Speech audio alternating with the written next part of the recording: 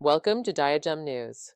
Today, we are breaking down a term every member of the diaspora must know, TRSIL. It stands for Transnational Repression Surveillance and Intimidation Laws. At its core, transnational repression is when a government reaches across sovereign borders to silence, track, or kidnap its critics living abroad.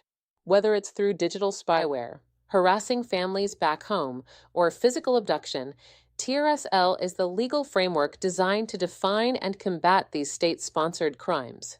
For the diaspora, it is meant to be a shield, but as we've seen, it can also become a weapon of surveillance. To understand why TRSL matters, we must look at the case of Motsi Namdi Kanu.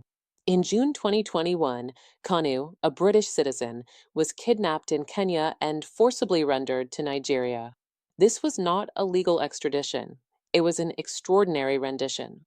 In a landmark ruling in June 2025, the High Court of Kenya vindicated Kanu, awarding him 10 million shillings in damages and declaring his abduction a gross violation of international law. Yet, despite this vindication, a Nigerian court sentenced him to life imprisonment on November 20th, 2025. This case proves that without strong TRSL enforcement, a kidnapping can be laundered into a legal trial.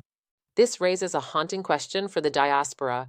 What is the true value of a Western passport? Namdi Kanu was traveling on British documents, yet the UK government's response was criticized as a prevarication, a refusal to take a firm stand against his abduction for years. Under British law, consular protection is discretionary, not a right. This case exposes a tiered citizenship, where the safety of naturalized citizens is often traded for geopolitical or economic interests. TRSIL is the battleground where we demand that a passport be a mandatory shield, not a secondary consideration. The Kanu precedent is a warning. It shows that borders are no longer a limit for repressive regimes. The fight for TRSL is about ensuring that security doesn't mean stalking. It's about protecting the right to dissent without fear of being rendered back to a regime you oppose.